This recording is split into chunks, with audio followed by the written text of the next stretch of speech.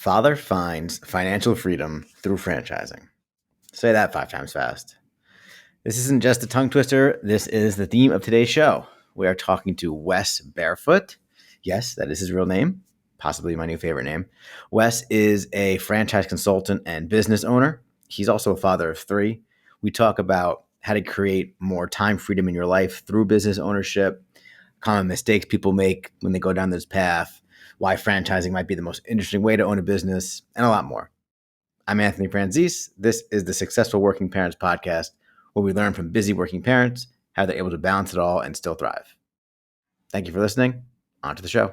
Welcome back to the Successful Working Parents podcast, the podcast where we talk to successful working parents. My guest today, he is a franchise consultant and the host of the Path to Freedom podcast. He's also a father of 3. Ladies and gentlemen, Wes Barefoot. Wes, welcome to the show. Anthony, thanks for having me, man. I've been looking forward to this. Yeah, really excited to talk to you today. So usually we kick off with a little background on your career, if you would share that, please. Yeah, sure. Happy to. So, my career started probably the way a lot of people's do, where, right out of college, I wasn't entirely sure of, what I wanted to do, but I, had a sense that something in business was probably the direction I wanted to go in. So, uh, and there's a clip from Step Brothers where Will Ferrell talks about this, so it's always been funny. But I went and got a job with Enterprise Rent-A-Car, where as Will Ferrell says, they give you the tools to be your own boss. And but in reality, they have a management trainee program. I got out of college in 2009. There weren't a whole lot of companies out there looking to hire a kid with no real working experience. So Enterprise was one of those. I did that for 3.5 years or so. Worked my way up into a managerial level, and that was great. I learned a ton. I had a lot of fun doing it. Met some great friends and mentors, but also kind of through that, I think learned that working for a big corporation was probably not what I wanted to spend the next 20 to 30 years doing. And so, whether it was serendipitous or luck or whatever you want to call it, when I started kind of putting some feelers out to see, what I may be able to transition into out of enterprise, I met a couple of guys that had founded a company a few years prior, and they'd recently started franchising that business. And I didn't know anything about franchising. It certainly wasn't, a career track that I had envisioned myself going down. But the company had more of a startup feel, and it was fast paced, and the founders were great. So anyways, I went to work for those guys. So they were a franchisor, and pretty quickly into that, they had me selling franchises to people all over the country. And so now I'm kind of immersed in this entrepreneurial world. I'm talking to people all over the country that are exploring different business ownership opportunities. Many of them, were already successful entrepreneurs and just, looking for ways to diversify and, add income streams. And that ended up, putting me on a whole trajectory that I'd never really imagined, and opened the doors for me to go work for a couple of other franchise companies, in the same kind of capacity, franchise sales and development. And so, just being in that world, naturally, my wife and I kind of started talking about, business ownership for ourselves. And, is this something that we should consider? My wife had gotten into pharmaceutical sales when she got out of school. So, making pretty good money doing that. And it was fine when we didn't have kids. I was traveling a lot. Her job didn't require a lot of overnight travel, but she's on the road by 8 o'clock every morning, getting back 5 or 6. So anyways, then we got pregnant with our first, our daughter, who's now 7. And uh, funny enough, my wife got laid off while she was on maternity leave, which sounds crazy. But, if you know anything about the Wow. pharmaceutical industry, there are always mergers, and there's always drugs that are in the pipeline that get delayed or don't get the FDA approval. And so, it's always kind of a moving target in terms of what a pharma company's sales force needs to look like. So, she got laid off on maternity leave, not Yeah. because she wasn't a good producer or anything like that, but her company laid off around 50% of their sales force across the country. And she was part of that layoff, and at the time it was scary, right? I mean, she was home on maternity leave. We were accustomed to being a two-income household, just had our first kid, right? So we're trying to figure that out. But what it really did was it gave us a little kick in the pants to really start talking more seriously about business ownership. It also gave us a little bit of a buffer. She got a little bit of a severance package, and it wasn't anything crazy, but it did give us some time to kind of step back. And before the layoff happened, she was really stressing about going back to work full time once her maternity leave ran out. She had mixed feelings about putting our daughter in daycare full time. She loves being a mom. She's a great mom, but she's also, very driven, and she's a producer. So, she didn't know how she would feel being a stay at home mom full time. And so, long story short, the franchise company I was working for at the time is a company called Shelf Genie. And, I'd been helping other people explore that business and get into the business for themselves. I knew enough about the business to know that it could be a really good fit for us. And particularly, it could be a really good fit for my wife and her skill set to kind of take the reins and, run and build that business. So we became franchisees with Shelf Genie. We live in Wilmington, North Carolina. So we're the franchisees for Wilmington, North Carolina, and Myrtle Beach, South Carolina. And that was about 6 years ago. And we still own that franchise today. It's been, a huge blessing for us. It's giving us more financial resources, than we likely would have had if we just kept working for other people. More importantly, it's giving us more control of our time and our schedules. And, we have 3 kids now. So, there's a lot that goes into that. We want to be around our Oh kids. We yeah. want to be present with our kids. So, us owning businesses, I think has given us a lot more freedom. So last thing I'll say, in terms of the background, after our Shelf Genie business kind of got up and running and started generating some good consistent income for us, I was able to step away from my employer and start my consulting firm, which is Path to Freedom, where I essentially advise people that are exploring business ownership. My focus or emphasis is on franchise ownership. So, I have a portfolio of brands that I've personally vetted and developed relationships with, and I have a methodical process that I work through with someone to help them understand franchise ownership, and if that's a direction they feel could be a good fit for them. We work through a process to identify some specific brands that line up with their goals. And obviously there's a ton of research and due diligence that anyone should put in to any business opportunity, and particularly, if you're considering investing in a franchise. And so I'm a guide or an advisor to the people that I work with through that process. We also bought into another franchise business about 3.5 years ago, sold that business last year. So, we've done well with the franchising model. I am not a believer that franchising is the end all be all of business ownership opportunities. There's plenty of ways that people can go about getting into business for themselves, but I've found that franchising can be a really good starting point for a lot of aspiring entrepreneurs. And a lot of people, if they haven't taken the time to really research franchising, they're usually surprised at how many different types of opportunities are out there, how many franchises are, lower cost to get up and running. There's a lot more to franchising than just fast food and sub shops. So anyways, that Yeah. kind of brings us to where we are today, and hopefully I didn't put anyone to sleep with the background story there. No, riveting stuff. So was Shelf Genie like, hey, like I'm glad that you figured out how to own one of our franchises, but we still want you to work here. Or I guess they're still getting revenue from you anyway, right?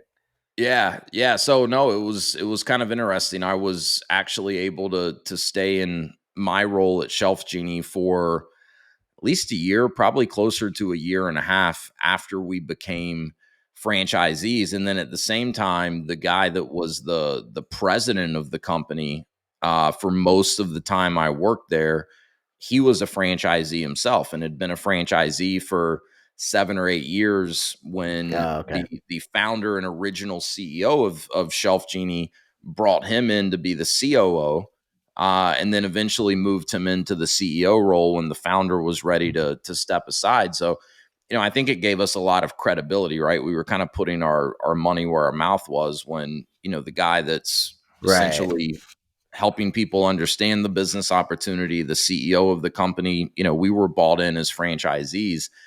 And, we don't have to go into a ton of detail on this, but good franchise companies understand that, the goal is not to quote unquote sell someone on your franchise. The goal is to, mutually vet each other out to determine if there's a good fit for a business partnership. And so good franchise companies are Yeah. not trying to sell you a pipe dream or anything that doesn't exist in reality. They're going to tell you what, they feel they've done well and talk to you about the things that they're proud of with their business, but they're also going to candidly share with you the challenges and the obstacles in this business because they want you coming in eyes wide open if you do decide that it's a fit. So, we understood the Right. business at the franchisee level, and I think we're really able to relate with people. So it was good. Yeah. All right. So really the three ways you can own a business, right? You can start one yourself, you can buy an existing business, or you can buy a franchise, or Yeah. one franchise of a franchise business. So let's talk a little bit about some of the differences and the pros and cons. Obviously, one of them is starting a business from scratch versus stepping into an existing business. But what are some of the differences from the way you consult people? Yeah, for sure. So, starting something from scratch, you have a lot more freedom and ability to uh a lot more ability to just kind of think outside of the box and try different things. When you buy into a franchise, there are parameters in terms of what you can and cannot do as a franchisee. So, with a startup, you've just got more open-endedness, right? You can try almost anything that you would want to. And, long term, right? If you're successful with your startup business, you're going to have just more ability to try different things, maybe expand your service offering or the products that you sell. I definitely believe there are people out there that are too entrepreneurial for a franchise to be a good fit for them. They just wouldn't be comfortable within the confines of a franchise. And, I want to be clear on this, not every franchise is the same, right? I mean, everyone knows McDonald's, right? It's a legacy brand at this Yeah. point, very well established. Like if you buy into a McDonald's today, like they've already kind of tried everything and figured it out, right? So like you better be prepared to follow their system to the T. They don't probably have a lot of tolerance for people, coming with new ideas of, hey, we should, add this to the menu or this is how we should run Right. operations. But, if you get into a more Bring emerging the McRig. Let's bring franchise, the McRig back. yeah, right. And I'm sure they look to especially their mature franchisees for feedback and advice when they're making decisions. But, as a new franchisee, you're probably not going to have a whole lot of pull, with the Yeah. franchisor. But if you get into a more emerging franchise brand and you're an early adopter of that brand as a franchisee, that's likely going to look and feel much more entrepreneurial. So, not all franchises are the same, and there's definitely different looks, as a franchisee. But again, I think there are people that are too entrepreneurial. I hear concerns from time to time where people are like, well, Wes, why would I want to, pay 50 or $60,000 in a franchise fee to just to be able to operate this business? I'm capable of starting something on my own and figuring it out.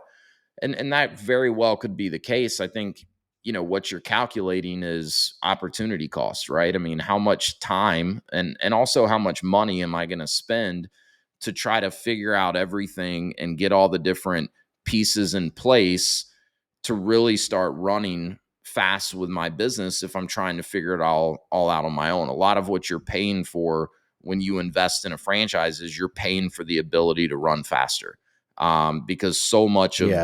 the groundwork is already laid, and you're also paying to avoid mistakes. And that's not to say that you won't make mistakes and that the franchisor is perfect and has it all figured out. That's not the case. But with a good franchise, you are just putting yourself in a position to ramp the business up quicker, avoid mistakes that will cost time, will cost money.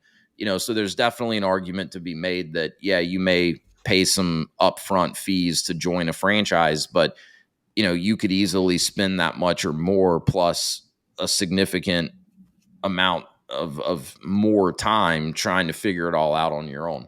So those are like some of the early Right. things I would suggest people, kind of think about if they're contemplating, do I go the direction of a franchise or a startup? Buying an existing business is appealing to a lot of people, right? For the same reason a franchise can be appealing. You're plugging into something that's already established. If it's an existing business, you've got cash flow, right? So you're not having to build the revenue from the ground up. Um, you just need to really, look at each opportunity to buy an existing business and really understand, why is the current owner selling? There are some business resells out there where the owner's selling because they feel like they've kind of maxed out what the business can do, and there's not going to be a whole lot of upside for the new owner. There's other owners that are Yeah. selling because they're just ready to move on to the next thing. They may have a very profitable, lucrative business, and you're going to pay a premium for that, which people do all the time. And if you're capitalized appropriately, that can be a good option. And then you see fire sales out there where the owners dug themselves into a hole. They're maybe losing money. You might be able to get the business for a good price. Then the question you have to ask yourself is the time and effort it's going to take to dig out of the hole and get it turned around, is that going to be worth it? Or would I actually be better off starting something, from scratch? That could even include a franchise where, you're kind of setting things up the way that you want it set up. So absolutely there's different Yeah. options and so many different types of businesses that one could look at as well. Yeah. Well, I think one of the things that appeals to people about business ownership is not having a boss. And shout out to every boss I ever had, current or previous, if you're listening. But some people don't want to have them. Yeah. When you have a franchise, in your experience, is there still a little bit of like a boss big brother situation there, or is it really just like you're in charge of the business? There's just certain things you can't do. Like, does it still feel like you have a boss a little bit when you own a franchise versus just a business? Yeah, that's a really good question. And you know, it's it's going to vary from one franchise to the next. I mean, kind of go back to what I said earlier about, an emerging brand versus a legacy brand or something that's somewhere in the middle. A lot of it's just going to depend on the culture of the franchise as well. But I think in Mm, general, you shouldn't feel like you have a boss, right, when you own a franchise, because at the end of the day it is your business. The final decisions lie with you for the most part, right? Most franchisors don't really have a ton of insight into your profitability and things like that. There is usually some reporting that franchisees are encouraged or maybe even required to provide back to the franchisor. But usually that's in the franchisee's best interest, right? Like, one of our Shelf Genie franchise about 3 years ago, they started encouraging us all to share our full profit and loss statements once a quarter with the franchisor. And I remember some franchisees balking at that and being like, well, this kind of feels like a big brother type of thing. But, my thought is, and I just kind of understood this from being around franchising for so long at this point, like, that's actually really beneficial, right? Because if I know what my profit margin is, that's great, but I don't really know if that's good or average or poor. But if the franchisor can help us compile all of that data and establish some benchmarks, that's really, really Yeah. valuable, right? To Yeah. know, where I stand compared to the rest of the franchisees. So yeah, it's a really good question. I think there are franchises out there where you probably feel less like a business owner than most people would want if they're going to the lengths of starting their own business. But I think in general, most franchises, there's a healthy relationship between the franchisor and the franchisee, and they're not looking to micromanage their franchisees or get in their business any more than is absolutely necessary. Right.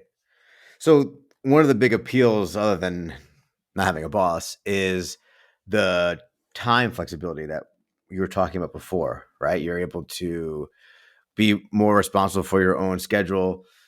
Now, I think the ultimate goal or the ideal state is you acquire a business, whether it's a business or a franchise, and then there's somebody there kind of doing the operating, right? And you're the owner and Yeah. you're handling some of the bigger decisions and then receiving the cash flow, but not necessarily there all day and buying yourself a new job. Yeah. I imagine that's easier said than done, right? And so I assume you Yeah. can't just buy a business and hire somebody day one and not, and then move on to the next thing, right? So what is that like? Is it truly a path to time freedom, and does it require some upfront work before you get to that point? Yeah, such a good question, and this is where I found a lot of people get it wrong. Is you're right. Whether we're talking franchise or startup or buying an existing business, freedom is freedom in some capacity, right? More control of your time, more control of your schedule. Maybe it's I don't want to travel as much as I have been traveling. I mean that can look a little bit different for each individual, but that freedom component is usually a big motivator for most people. And a lot of times people end up in a worse scenario as a business owner in terms of how much time they have, right? And how much control they have of their time. Like we probably all know people that started their own business and now they're working 60, 70, 80 hours a week, and they may be making tons of money, but they're kind of beholden to their business and everything in their business revolves around them. So it absolutely can be a pathway to that time freedom. In some cases, you may need to be prepared to really invest, some significant time for the first year, maybe even 2 years. More than anything, you need to make sure you're getting into the right type of business based on what your goals are. And so this is, like I said, where I see a lot of people get this wrong, and this is where I start, with the people that I consult with is let's first really define like what do you want to get out of owning a business, and what would owning the right type of business set you on a path that maybe you're not on that path today with your job or whatever it is that you're doing for income. And But does I anybody still ever say like, "Well, yeah, I want to work. I don't want to not have to work anymore," or do most people want that time freedom? Yeah, I mean, I you definitely get people that are like, I mean, I get, people that are maybe kind of semi-retired that, they kind of took a stab at retirement and they're like, I'm bored out of my mind. Like I want to be building Want to do something. something? So you get Yeah, that, but I'd say more people than not are looking for, something that's going to generate good income for them, but not require them to trade their time for money, right? And that may sure. be because they have other things they want to go work on in addition to that. It may not just be because they want to go sit on a beach drinking margaritas, with half of their Mm, time. But it's important to that gets think old through. eventually. Yeah, I mean, that for me, that's good for about a week, and then I'm ready to go, kind of get back to work at something. And I think a lot of people are the same. I mean, I think as humans, we're kind of wired to create and produce. And, as Yeah, nice as sitting on the beach with, no real responsibilities, sipping drinks sounds, I think most people after enough of that, you're kind of like, all right, what's the next thing I can go work on? But yeah, So getting clear on, what the ideal business looks like for you. And that's everything from how much time am I putting into it? What are the types of activities, that myself as the owner are spending most of my time on? It's like I'll give you an example that maybe illustrates this a little better. Like I talk to people all the time that are kicking around a food franchise idea. And look, I'm not opposed to food franchises, but I think it's a good example that'll resonate. They've traveled somewhere on vacation. They ate at a restaurant that they absolutely loved.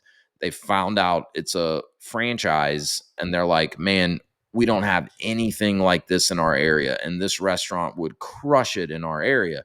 Therefore, I'm going to open this restaurant. And so they make this big jump from, you know, assessing that there would be a demand in their market for this particular restaurant to, okay, that means it makes sense for me to open this restaurant. And if you don't stop to really think about, okay, well, what's it going to require of me to be successful if I own this business? From how much time am I putting into? What types of activities am I focusing most of my time on? To am I well capitalized to do this? To understanding the unit economics, is this going to generate enough income based on how much time it's going to require from me? And so, if you can start by defining the goals and, almost think of it as like what you want your day to day as a business owner to look like, then you can kind of go find some businesses that the model and the ownership profile lines up with what you've defined for yourself. And none of that is to say that you shouldn't get into a business that you're passionate about in some way, or you're interested, or you believe in the product or the service that you're selling. You can still do that, but do some of this other work up front, and you're going to really, really increase the likelihood that you get what you want out of it. In the franchising world, there are franchises out there where the model was kind of designed for, what I like to call an executive ownership model. There's a buzzword in franchising called semi-absentee ownership, and all any of that really means is the business was designed to be a manage the manager business from day one. Right. So to your question from earlier, is it possible to invest in a franchise, start the business with a manager that's kind of there full time, overseeing day to day, and then that manager just kind of reports up to you as the owner? Which, if you have a job and it's flexible enough, you can likely stay in that job as long as you want to or need to. If you have other businesses or other endeavors, you're going to have time to balance that.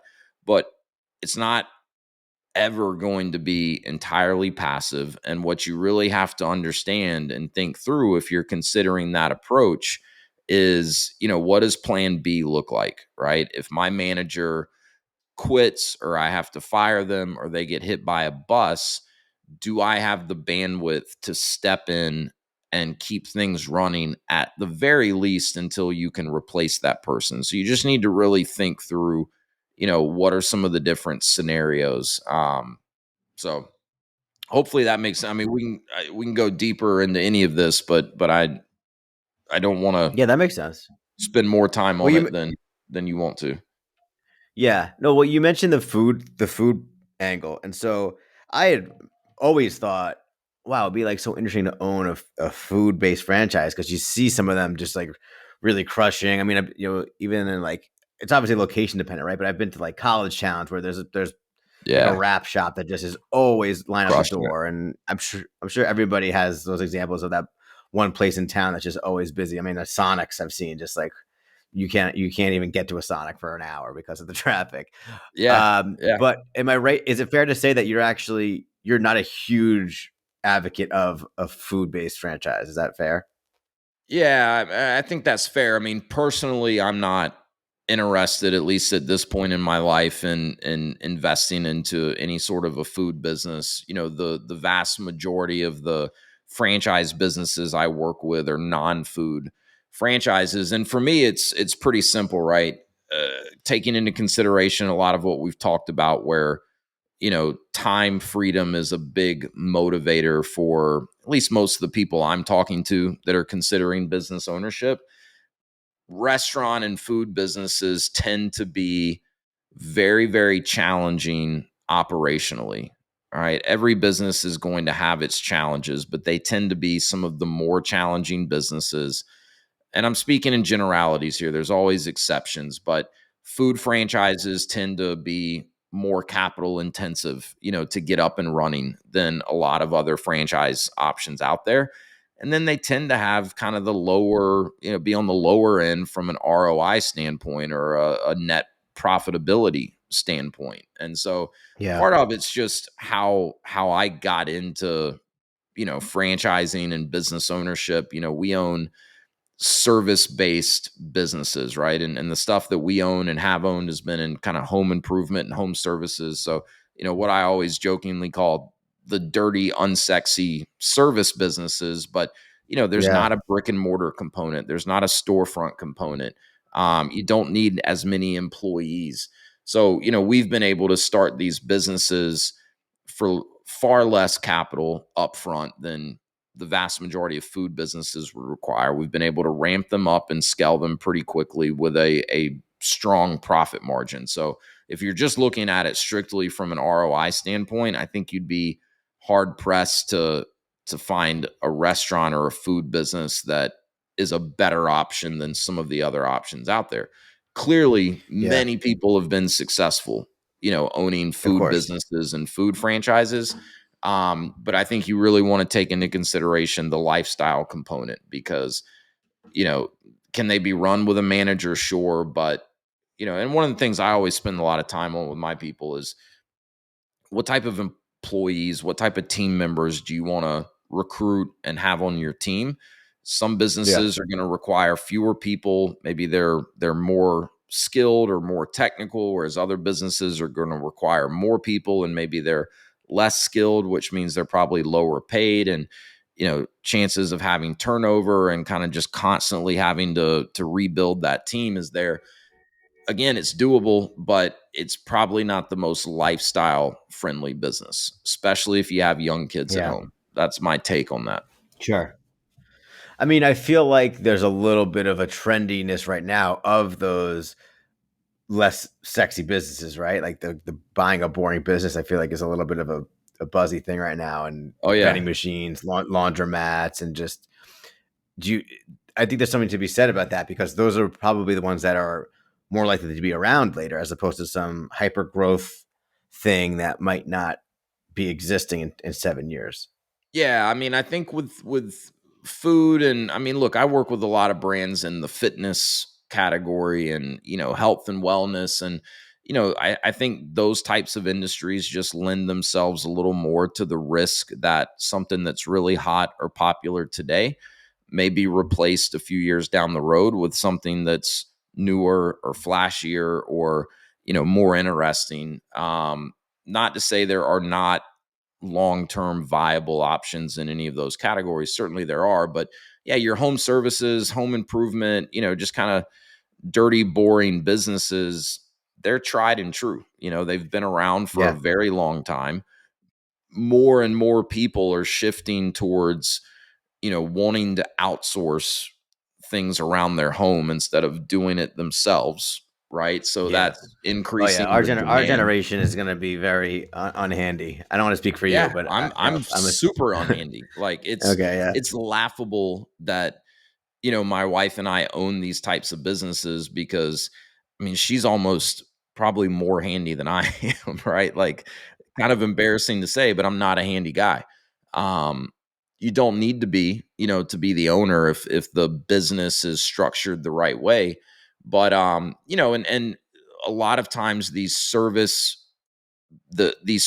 industries are ripe for good franchises to come in because the bar's just set so low in terms of what consumers expect, right? And so, a Yeah. lot of times your competition is going to be smaller, locally owned independent companies. A lot of times they're generational, right? And so in many cases the business is still being run today the way it was run back in the 1980s, right? And they've not done as good of a job incorporating technology or understanding digital marketing or things like that. And so, if you can come in and give your customers an experience similar to what they're getting everywhere else, right? Whether that's ordering pizza through an app, or scheduling your landscaping crew through an app, or paying your invoice online, or setting up auto pay. Like, these things sound simple, but in some of these industries, like, if you're doing that,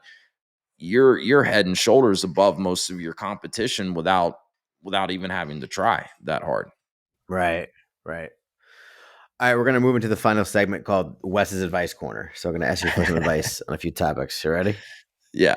Okay, here we go. So, what advice do you have for work-life balance?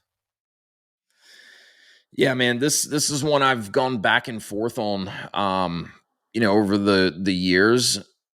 And I think I used to be more in the camp of like, hey, I want to, kind of create this lifestyle where when I'm working, when I'm not working, I'm off. And you asked about pros and cons of business ownership before. I think one thing for some people that could potentially be a con is when it's your business and you own it, like, to some degree, it's always going to be on your mind, right? And when you're the owner of the business, the buck does stop with you. Different jobs are going to be different, but a lot of people, when they're quote unquote off the clock, they can kind of turn it off and not think about work until they're back on the clock today. And I don't mean literally punching a clock, but when you're not working, you can kind of unplug and really, just focus on whatever else is you want to. So, we've really kind of focused on like a blended work life balance. And one of the things, my wife and I would say have gotten the most gratification out of from owning our own businesses is letting our kids see that we are building something that we own, and we're doing things more on our own terms than if we were working for someone else. And I have no clue.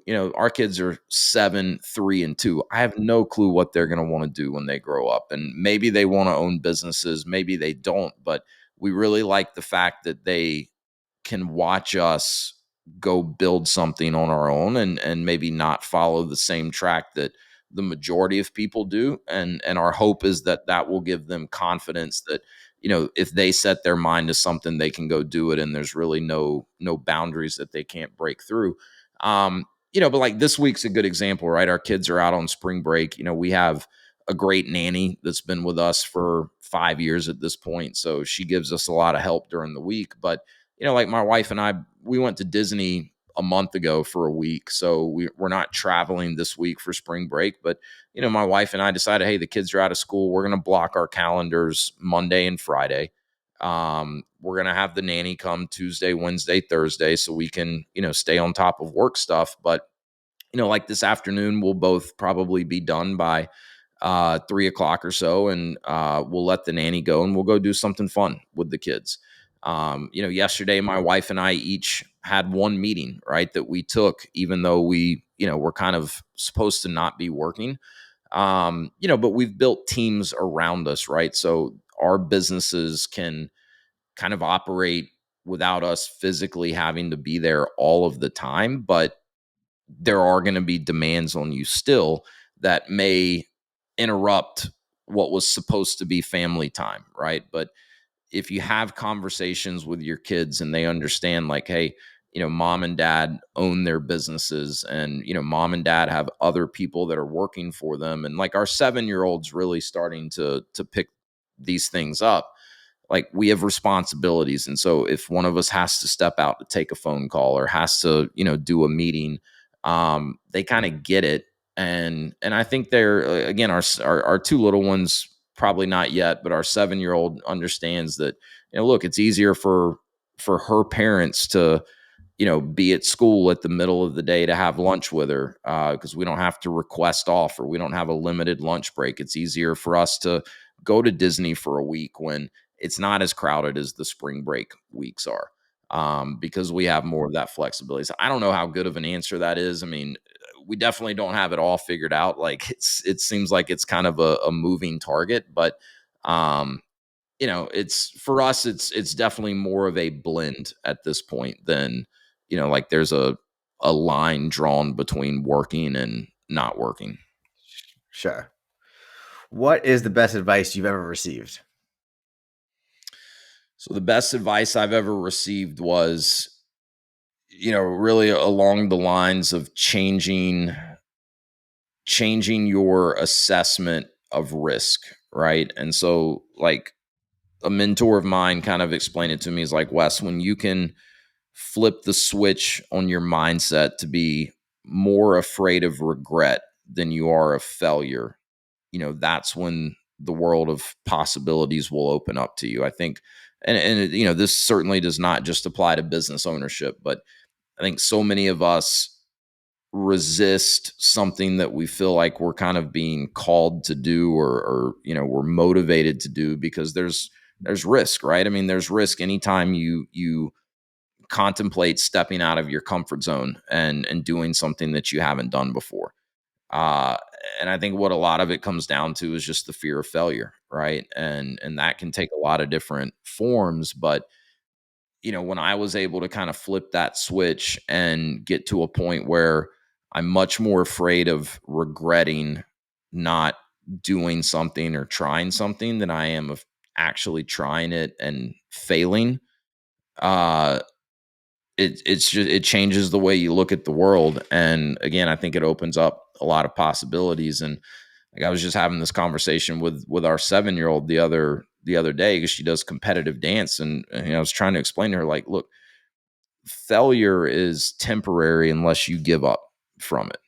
You Yeah. know, most people that you see that, are any type of a success story, there were a lot of short-term failures that came on their way to being successful.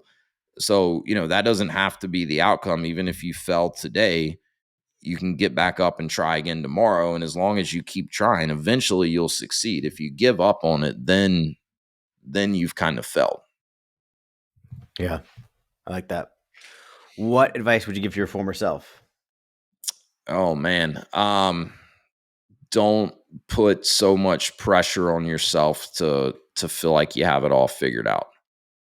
And that advice probably still applies to myself today. But like I can remember, in college, coming up on graduation, I can remember, first year of working in the real world, just always kind of, putting unnecessary pressure on myself, or beating myself up because, I wasn't where I wanted to be yet, or I didn't know exactly what kind of direction I was going in. And my story of how I kind of fell backwards into franchising, and some of the doors that it's opened up, I think is a good example of that. Like that was not on my radar, not in college, not, the 3.5 years I was working for enterprise, like didn't know a thing about it. The thought had never crossed my mind.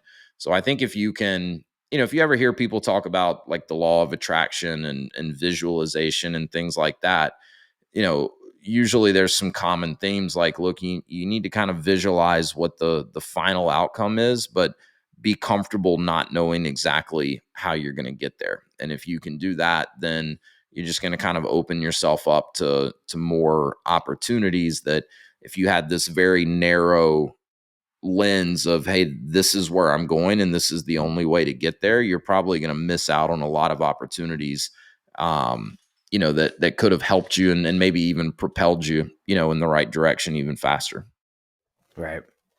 All right. Last question. By the time this episode comes out, my daughter will be about 10 months old. So, what advice Nice. do you have for me as a father of a 10-month-old daughter? Um, well, don't get your wife pregnant well, I guess the math wouldn't work, but our youngest two are 14 months apart. And let me just tell Yeah. you, that kicked our ass. So Yeah.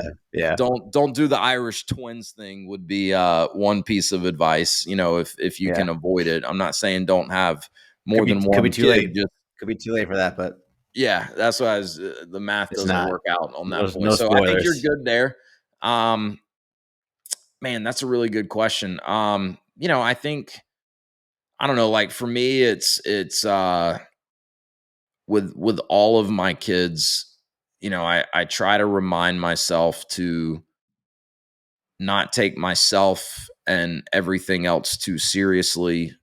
I try to really prioritize like getting down on the floor and playing with them, and almost just kind of, being a kid with them, while at the same time I'm their dad, and it's my responsibility to keep them safe, and try to raise them into good people, and discipline when necessary. But um I think me and my kids have a really good relationship because I'm okay, just doing silly stuff with them. And those are the most fun memories that I have, right? Is when we're just, being being kids together and playing around. Yeah. Um Yeah.